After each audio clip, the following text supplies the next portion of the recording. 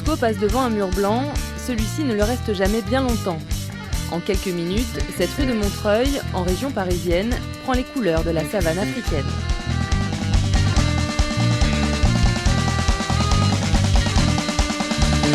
Là, j'ai pris la technique de l'éponge, parce que si tu veux, comme c'est du sauvage, si tu peins pas à la bombe, déjà l'impact il est moins voyou, quoi, toi. Donc je biaise un petit peu, toi. Le pinceau, l'éponge, c'est plus doux, toi, comme technique. Et bon, voilà. Donc c'est un petit peu pour ça. On n'est pas dans un processus de dégradation, là, toi. On est plutôt dans un truc d'embellissement de la ville, de partage avec la population. D'ailleurs, c'est complètement ce qui est ressenti, hein.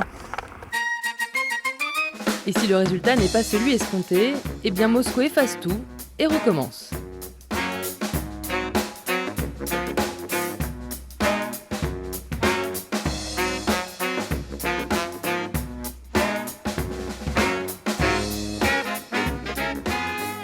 Que ce soit sur du béton ou du bois brut, la technique reste la même.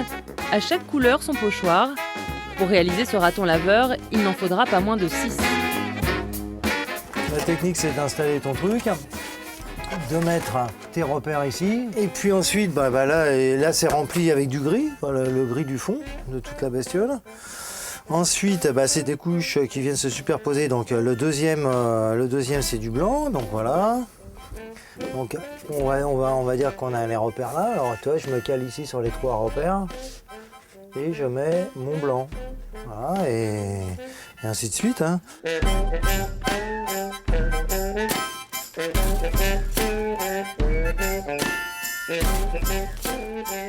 Quant au thème animalier, il s'est imposé de lui-même il y a déjà 23 ans. J'ai commencé mon activité artistique dans le quartier de la Moscova.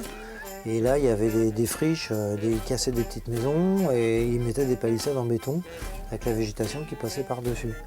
Et bon, le thème animalier s'est imposé de lui-même, quoi. Il y avait la flore, donc du coup, j'ai mis la faune. Et puis, le bestiaire parle à tout le monde.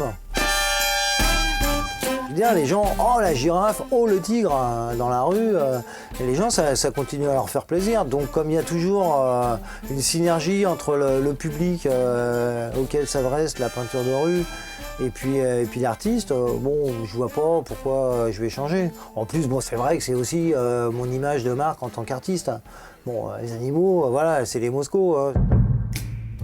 Les Moscos, ses associés, ce sont tous ceux qui l'ont aidé à travers les années, tout au long de sa carrière d'artiste. Un titre, une reconnaissance qu'il a obtenue malgré lui.